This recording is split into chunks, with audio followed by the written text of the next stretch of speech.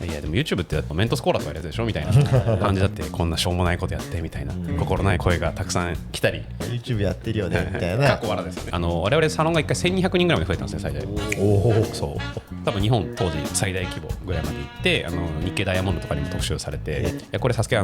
メディアはうまくいってるけどこれ授業ないよっていう、そう続かないよっていうので、下がるとこちゃんと下がってて、あれ死んだんじゃねみたいな、だけどみんなには鼓舞しなきゃいけないみたいな、大丈夫か伸びるからって言いながら内心ビクビクしてるみたいな、覚えてるのが僕めっちゃ泣いて、そうもう号泣ですよも今日のゲストはですね、豪華ゲストで、一橋から三菱商事という、日本で一番硬いと言われているようなキャリアを捨てて、当時まだ誰もやってなかった、キャリア系 YouTuber、コンテンツ起業家って形で、ゼロから今の12万人登録者12万まで伸ばしていった立役者、トップ集代表のサスケさんに来ていただきました。よろしくお願いします。ありがとうございます。僕ら登録者5000人ぐらいので、今日はちょっと大先輩に来ていただきました。いや勢いすごいんで。いやでもすみません、なんかモリモリの紹介いただいて、僕が言ったことないような言葉が並んでました。コンテンツ起業家みたいな。そのキャリア系 YouTube のジャンルを多分作ったと言ってでも過言ではない。そうなんですかね。わかんないですけど。当時多分いなかったと思うんで、その辺の話も聞いていきたいと思うんですけど。 OK です。わかりました。ぜひぜひ何でも話します今日は。はい。ちょっと物語の最初2020年頃からのお話からちょっと遡っていきたいと思うんですけど、当時そのキャリア系 YouTuber って多分ジャンルとしてなかったし、それこそその一流企業を辞めて YouTube を始めるって人、あまりそのオンラインでも身の回りでもいなかったと思うんですけど、そうですね。実際の状況ってどんなだったんですか？ありがとうございます。前提からお伝えすると、僕実は今のチャンネルの母体のもともと商社チャンネルっていうチャンネルでスタートして、それトップ集で就活に変えて今転職になるって感じなんですけど、最初のステップ僕が立ち上げたんじゃないんですよ実は。でここは今の僕の共同代表の幼いっていう長っていう元伊藤忠のメンバーがいるんですけど、彼と僕のもともと三菱商事の時の小樹っていう人がいて、2人立ち上げて、僕そこのゲストで最初出たのがきっかけだったんですよね。なんでジャンルを作ったといえば多分彼らで最初は。で商社チャンネルがなんかもうリリースした瞬間にめちゃくちゃなんかニーズがあるってことが分かって、もうすぐ視聴者の方の反応すごい良くて、うわこういうの待ってましたみたいな。よくOB 訪問とかでこう聞けるような話が動画の中でそう聞けるっていうのが当時すごくブラックボックスだったんで、めちゃくちゃニーズあるんだねっていう風になったのが最初で、そこで割と早く長と仲良くなって、長がこう経営するパートナーを探してるタイミングでもあって、僕は僕で自分で起業しようと思ってたんですけど、なんか価値観合うしで、どの領域で起業するかはずっと決まってなかったんですけど、チャンネル出た時に結構反響があって、もともとキャリアとか OB 訪問好きだったし、なんかもうすごい自分がやっぱやりたい授業をやるっていうことがなんか経営したいよりも上に来なきゃダメだなと思ったタイミングでもあったんで、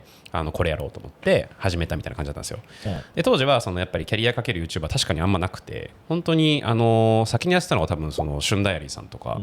年収チャンネルさんとか、内定チャンネルさんとかぐらいで、多分それ以外多分ほぼなくて、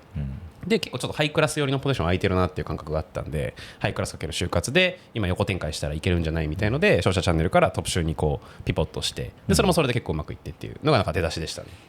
当時からそのキャリア支援をしていくって、YouTube がベースにあってって事業形態決まってたんですか？そうですね。その相方の幼いがもともと2014年からビジネス系 YouTuber として先にもう売れていてですね、彼は Excel からスタートしたんですけど、見ました。とんでもない再生回数。そうですそうです。2000万回ぐらいいってるのかな今多分。1800ぐらいか。多分本当に日本のトップレベルに回ってる動画だと思うんですけど、彼がもともとアメリカに留学した経験とかってアメリカの感度高くて、アメリカでもう先にビジネス系 YouTuber ちょっと流行ってたんですよね。日本全然来てないと、これだっていうことで目をつけて、結構そのキーワードの大きい Excel に目つけてやったっていうので、そこを伸ばした経験があったんで、僕は YouTube 素人だったんですけど、これかけるキャリアは面白そうだなっていうので、彼にそこはもう知見借りる形でキャリアやろうってことで、2つ目の授業として始めたっていうのが、キャリアでしたね。当時あんまりいないし、特にハイキャリアでいくとまだいないっていうの未知の世界じゃないですか。自分がその YouTuber になるってなった時の、その時の周りの反応と、その自分の中でのその感情とかってどうだったんですか？そうですね。なんか確かに周りはみんなYouTuber だみたいないじりをしてくれて、YouTuber になったんだ。僕はあんま YouTuber っていうよりはなんかビジネス系のマーケティングチャンネルの一個としてという感覚だったんで、そっちが先だったんですけど、でもなんか世間はやっぱ YouTuber として見るんだなっていうのがあって、そういうふうに言われることが増えて、でこんなしょうもないことやってみたいな、心ない声がたくさん来たりで、就活の時やっぱりこう街中でも声かけてもらえる回数が結構増えたんで、なんかちょっと YouTuber になったのかみたいな感じはありましたね。なんかその周りからその YouTuber 我々も結構今まさにそのハイキャリアをやめてうん YouTube 結構週1で出してるとうんうんうん周りがなんかちょっとあざけ笑ってるのか分かんないみたいなYouTuber なんだみたいな YouTube やってるよねみたいなかっこ笑ですよね。かっこ笑の人が一定数いるんですよはいはいはい。それはなんか身の回りでも受けましたリアクションその元同僚とかもそうですし家族とか友人とかありますあります。これはなんかリアルでも確かにあって、その分かりますよね、どう思ってるか本人は、うんうんそのなんかすごいねって言いながらこうやめてそれみたいなっていうリアクションする方もいましたし、まあでもなんかあんまり気にしてなかったというか、なんかその当時は特にその YouTube がチャンスだっていうところのなんか世間の感覚と僕らがYouTube が、これから来るっていうことに気づいている人がすごい少なかったと思うし、ビジネスかける YouTube が。でも僕はそのもう長の成功体験を見てこれ絶対うまくいくと思ってたから、もう感覚にもういくら説明してもギャップがあったんですよね。もう絶対これ YouTube 来るからみたいな説明しても、いやでも YouTube ってだってあれでしょ、なんかメントスコーラとかやるでしょみたいな感じだったんでもういくら説明してもわからないっていうギャップがあったんで、まあ今に見てろぐらいの感じで、はい、逆にチャンスだと思ってたんで、はい、今でこそなんか当たり前ですけど当時はもう本当に YouTube で授業やるってあんまなかったんで、はい、しめぐらいに思ってました、動画作りをしながら、初めてなんかすごい自分が作った動画が、もう再生数非常に今早く伸びてるっていう瞬間って覚えてますか？覚えてますね。結構いろいろ転機はあったんですけど、まずそのゲスト対談から始めていったんですけど、なんか一人語りやってみようと思って、自分で全部コンテンツ台本作って、就活の一人語り系のコンテンツ作ってみたんですよ。そのあたりから結構当たりが出て、これいけると思っ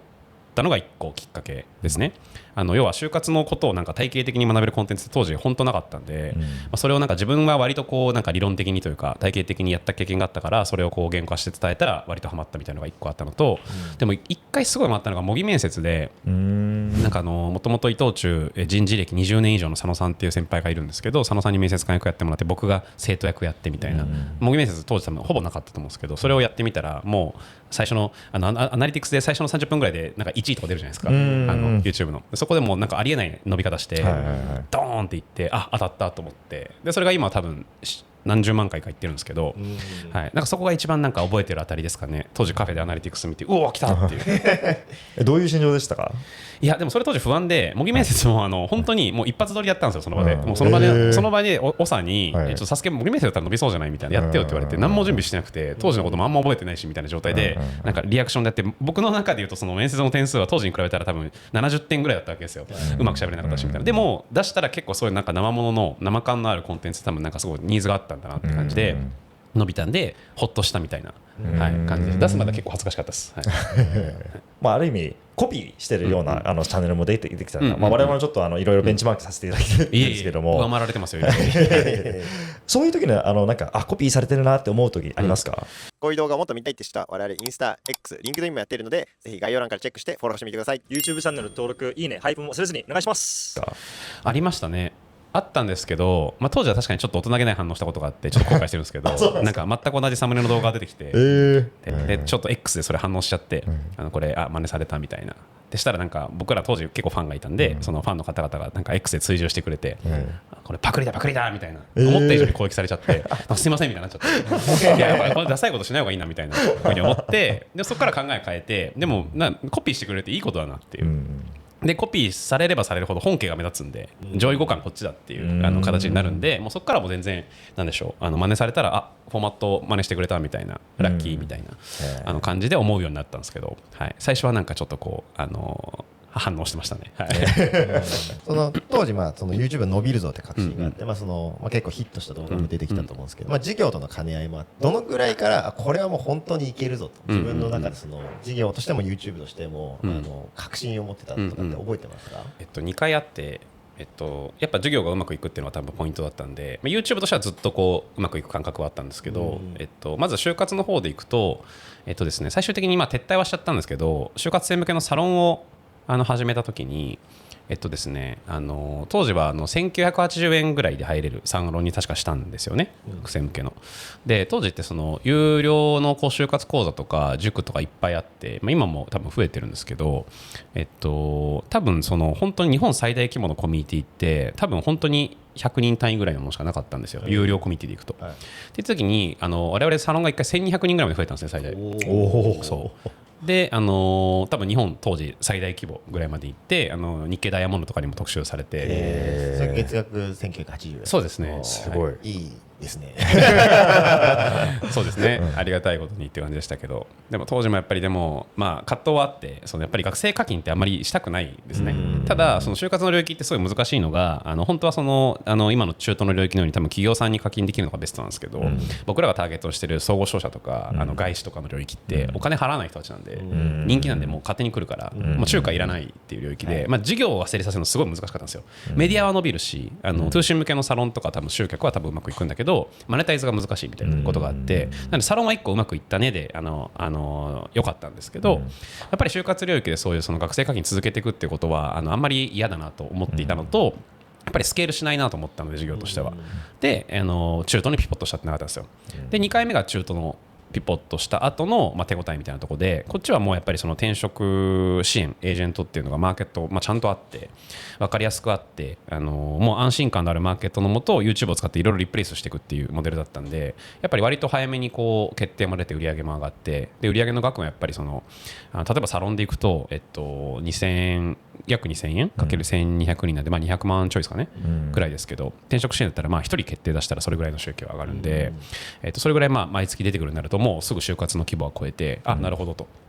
なので2回目事業としては手応え感じたっていう感じですね。はい、なので YouTube としては何回もこうなんか上がったり下がったりがあって、その度にコンテンツレベルの手応えとかチャンネルベースの手応えはあったんですけど、事業的な山でいうとその2つでしたかね。YouTube のその山みたいなところに行くと、一番この記憶に残ってるこの上に上がった時と、一番記憶に残ってると下に落ちちゃった時、ちょっと両方聞いてみたいですけど、どのタイミングでの上がったの2回、下がったの3回ぐらいな気がして、はい、ちゃんときれいにこうなってるんですよ。はい、なんか登録者数は累計でこう多分入れてるんですけど、下がるとこちゃんと下がってて、あれ死んだんじゃねみたいなことを思われてる時期も多分3回くらいありましたし、そんなにレベルでですか？ありますあります。で、上がったでいくとやっぱさっき言ったその模擬面接とか就活のコンテンツがバンバン当たってた時期、これはもうだから出せばもう数万回は当たり前みたいな、伸びるコンテンツは絶対10万回超えるみたいな、当時の動画は今も残ってて、やっぱりこう10万回以上回ってる動画って結構本数あるんですけど、このあたりはもうガンガン伸びてたんで、毎年これやったら伸びるねっていう感覚はある程度ありましたと。でもその後やっぱり一回中途にこうピボットした時にやっぱりあんまコンテンツ当たんなくて最初、やっぱり就活だから見てくれてたとこがあって、就活と転職ってやっぱ熱量が違って、就活ってやっぱりこの一定期間同じ期間にみんな一斉にやるからこその生まれるこうエナジーがあるから、そこにコンテンツ当たると当たるんですよ。で中途って別にみんなバラバラでやってるから、横の情報交換もそんなしないし、あんまり熱量がないからなんかドライに情報収集してるんですよね。だからそのなんか熱量みたいなのってすごい作りづらくて、だから結構その同じように展開したら役立つコンテンツ出したら割と伸びるだろうと思ってたんですけど、あんまり反応良くなくて、ピポットした瞬間は結構チャンネル理解しにかけたんですよ。再生回数的に結構もういろんな数値下がっちゃって、やばいやばいやばいみたいなあったんですけど、その後にいくつか何回かこうフォーマットを当てたことがあって、要は企画のフォーマットですね。一個覚えてるのがしくじりキャリアっていうフォーマットなんですけど、要はしくじり先生のキャリアバージョンみたいなものを結構エンタメ系でやる人が増えてましたし、そのかけることのキャリアとか転職はまだなかったんで、これはもう転用してやってみようってやったらバッて当たって、それこそ一緒に MC やってる塚越さんがゲストで来てくれた動画とか多分50万回以上今回ってますし、結構そこは他のコンテンツよりも明らかに手堅く当たって、そういうフォーマットベースでなんか当てては下がって、しくじりキャリアが今度飽きられて、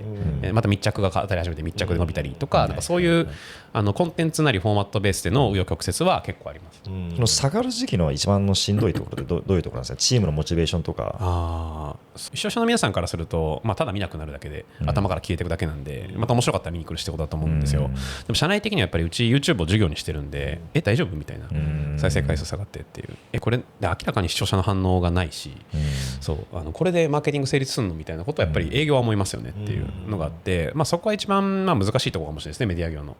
一般的な多分高校のマーケティングほど安定しないというか。下がった時に全て統括しているサスケさん的にはどういう感情なんですか？ですね、最初の方はきつかったです。1回目下がった時期とかはきつくて、あと僕も登った経験がないから、これ登れんのかなみたいな。でもその就活のやつでちょっと伸び悩んだ時。そうですね。だけどみんなには鼓舞しなきゃいけないみたいな、大丈夫か伸びるからって言いながら内心ビクビクしてるみたいなのが結構あったんですけど、でもこれ2回ぐらい経験すると、もうまた当てられる自信もついてくるんですよ。下がるんだけどまたこれフォーマットさえ当てれば当たるし、でキャリアの領域っていいのが、キャリアのニーズはもう手堅いじゃないですか、転職とかキャリアの悩みって、はい、で、YouTube にはいろんなフォーマットが転がってるじゃないですか、もう究極これ掛け算するだけだと思ってて、そしたら絶対当たるんですよ何か、トライしてれば当たるんで、見てないみたいな今下がってるけど当たるからって言ってしくじりキャリア生まれたりとか、他のフォーマットで当たったりとか、で今だと結構、ね、このポッドキャスト形式がやっぱり流行ってると思うんで、逆に僕はこれトニー亮介さんの見ていいなと思ってやってますけど、はい、拝見しております始めたなと思いましたね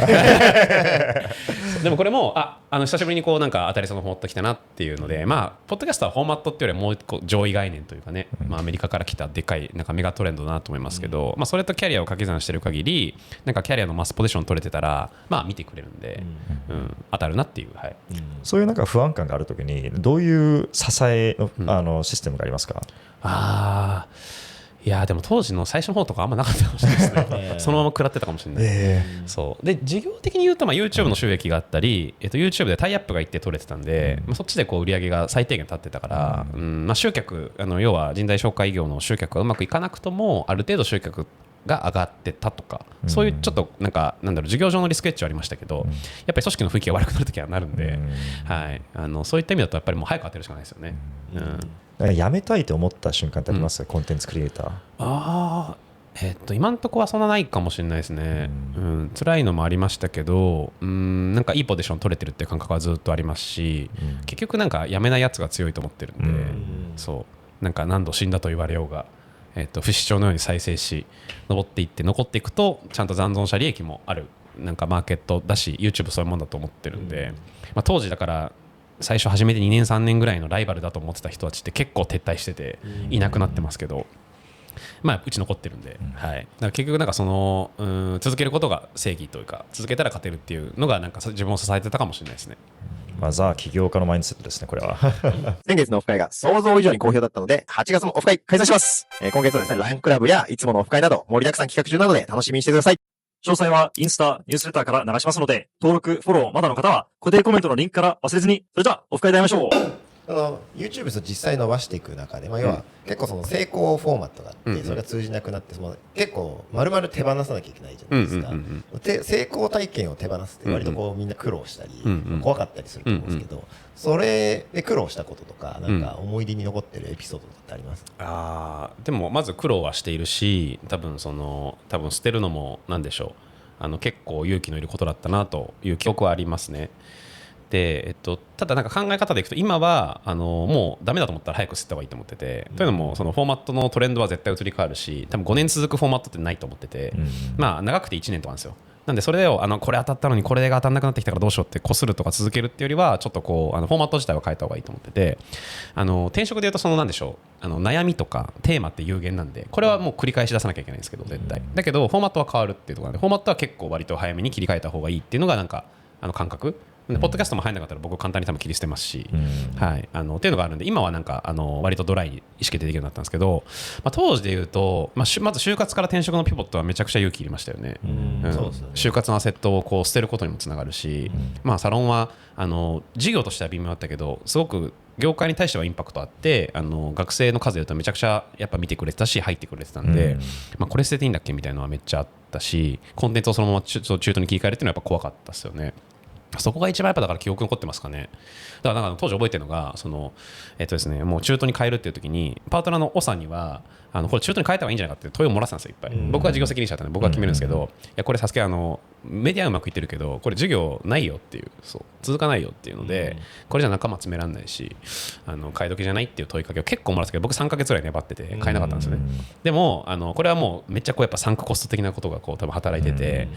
どっかで気づいてたんですよ変えるべきだっていう。で最後もうふっとこれ変えなきゃと思ってオさんに電話した時に覚えてるのが僕めっちゃ泣いて、もう号泣ですよ。もういや俺やりたかったんだけどみたいな、でも変えるわみたいなっていうのが多分一番あったかもしれないですね。さっき残り続けて残存した時、この一緒に始めた人がどんどん消えていくみたいな世界観で、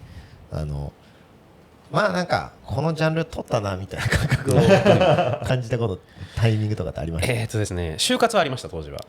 取ったなっていうそのハイクラスかける就活は取ったなって感覚を持ってたんですけど、転職はまだないですね。やっぱマーケットめちゃくちゃでかいし、もうすごい分散型のマーケットだと思ってて、例えばですけどやっぱりもう外資とか金融の領域とかでいくともうトニー・リョウスケの方が僕強いと思いますし、僕らってまあその転職でいうとまあコンサルとかIT サース系とか AI とか人材系とか M&A とか多いんですけど、ここの領域で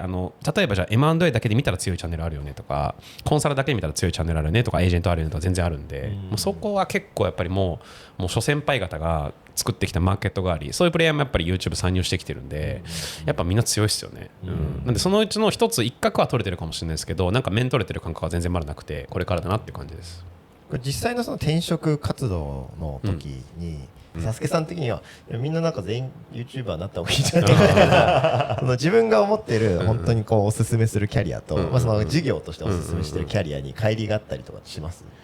まあでも結構本音で喋るんで、まず乖離はあんまないと思うんですけど、まあやっぱ起業したいのかそのサラリーマンとして行きたいのかでだいぶガイドは変わりますよね。で確かに起業したい人向けには涼介さんの考え方僕も近くて、やっぱりバッターボックスに早く立たなきゃいけないんで、もういつかやろうではなくて早めにやれってこと、やった方がいいよっていうことは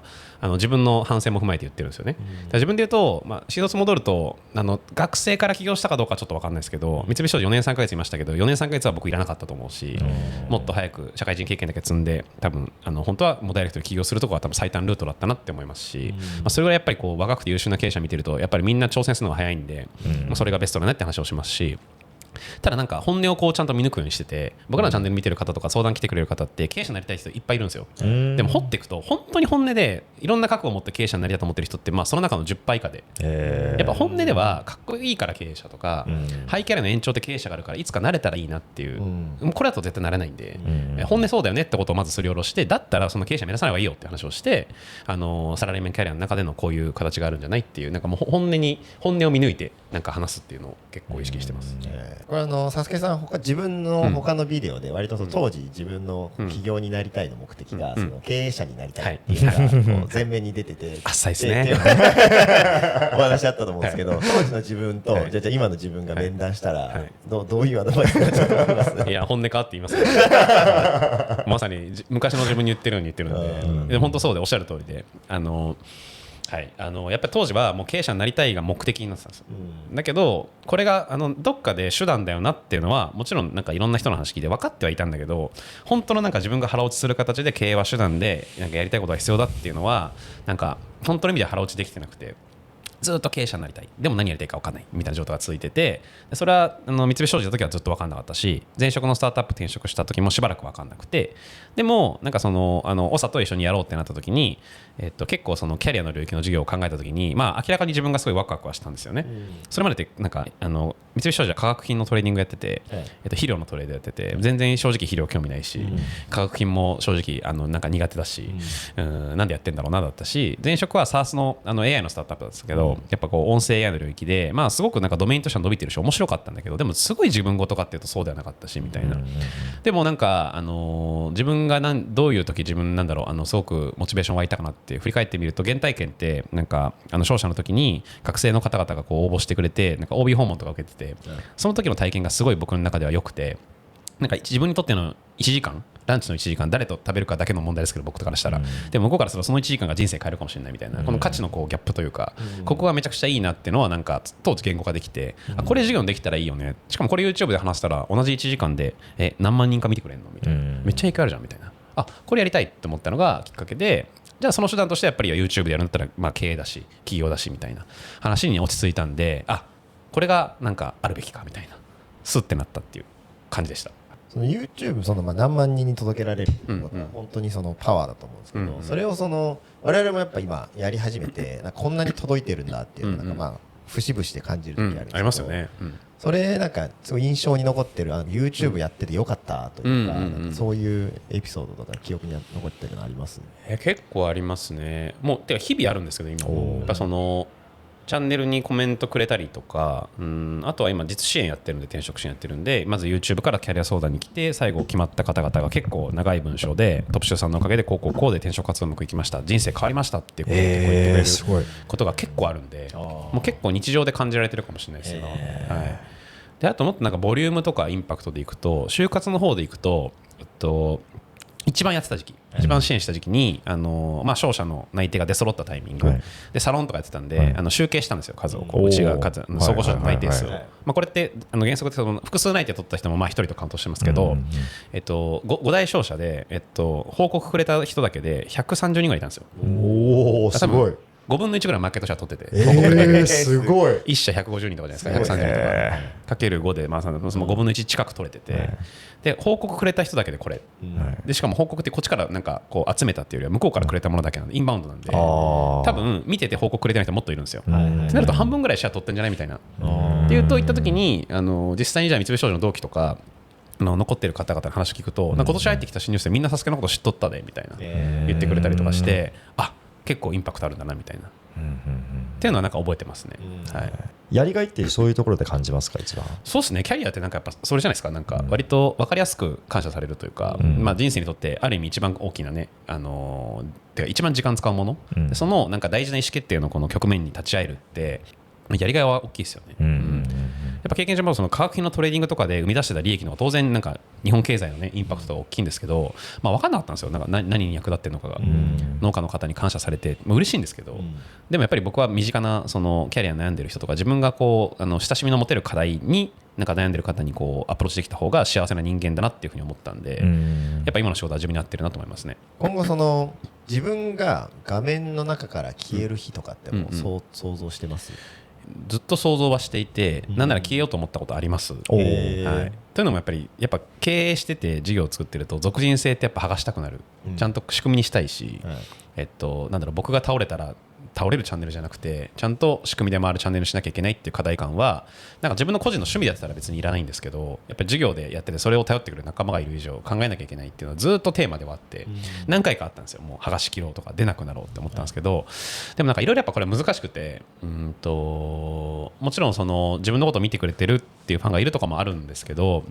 やっぱり YouTube を授業にしてると自分が出続けて現場感度を持ってちゃんとコンテンツの感覚をつかんで授業を作っていかないとよろしくないっていうところもありますし、やっぱり自分が一番熱を持ってこの YouTube チャンネルを立ち上げたし、その会社も運営してるっていうのがあるので、やっぱその熱量を一番ダイレクトにぶつけた方がいいチャンネルになるしいい経営になるっていうのがやっぱり根本だと思うんで、結局なんかそこに気づくの時間かかったんですけど、気づいてからはなんかある意味諦めてというか出続けるっていう意思決定をしてますね。最後ちょっと一問一答みたいなところで、クイックファイヤーを呼び名かっこよ、クイックファイヤーって言うんですか、一番とって、クイックファイヤーやりましょうか。クイックファイヤー、はい。まず、三菱商事時代の自分に一言伝えるとしたら何て言いますか？もうちょい早くやめてもいいんじゃない？はい、一番伸びた動画と一番好きな動画って一緒ですか？違いますか？違いますね。はい、それぞれ何ですか？伸びた動画を僕が出たって意味では多分模擬面接の動画、さっき言った動画なんですけど、一番好きなのは結構先に送った故郷を巡ってる動画かもしれないです。自分のパーソナルなところを結構さらけ出した動画で、なんかやっぱそういうことを伝えられるのも YouTube のいいところだなと思ってて、なんか考え方とか生き様を伝えられた瞬間だと思ったんで結構好きですね。僕も個人的にはそれが一番好きでした。ありがとうございます。アナザースカイはあれはパクったフォーマットです。あれもフォーマットの展開です。特集スカイとか言ってやってましたけど。ラスト、もう一回2020年に戻るとしたら同じこの誰もいない領域に全ベットする賭けをしますか？しますね。やっぱり楽しかったですし、なんかその領域掘ってきたからこそなんか今のいろんな社内のメンバーとの付き合いもそうですけど、社外のねすごく優秀な方々とのこうなんか出会いとか付き合いもなんか僕だったからじゃなくて僕がその領域を掘ったからあるものだと思ってるんでやると思います。今日サスケさんのトップ集をゼロから参画して、そこから今の12万人まで伸ばしたいろんなエピソードを聞いてきましたけど、トップ集で実際今やってる活動として、転職活動をしている方の支援をやってると思うんですけど、それに対してちょっとタスケさんの方からメッセージと、我々トップ集というチャンネルを運営しておりまして、20代から主には30代の方の、ハイキャリアを目指したい方々に向けたいろいろ転職とかキャリアに役立つ情報の発信を行っているチャンネルです。比較的転職の本当にガチガチのお役立ち、要は面接対策系とか企業研究家とかもあるんですけども、もっと気軽に見れるトニー&涼介さんと同じようなポッドキャスト形式の、もっと例えばですけど5月病にはどう打ちやっていったらいいのかとか、あと恋愛の話とかしてる動画ともあるぐらい結構いろいろ広く扱ってるんで気軽に見てもらえるかなと思うので、チャンネル覗いてもらえたら嬉しいですっていうのと、あとはキャリア相談を今無料で展開しておりまして、僕だけじゃなくてみんな結構大企業出身、トップ企業出身のアドバイザーがうち多くてですね、彼らが無料で30分、最大30分ですね、今日お伝えした思想のままちゃんと支援しますので、興味ある方は応募いただけたら LINE で登録5分でできるのでぜひお願いします。はい、私も概要欄にリンク貼っておくので、興味ある人はぜひ覗いてみてください。ありがとうございます。今回キャリアのお話いろいろしてきましたけど、元コンサルがどこに転職をしているのかっていうエピソードを我々も展開しているので、実際にどういうところに卒業生が行っているのか興味ある人はこのエピソードも見てみてください。それじゃあまた。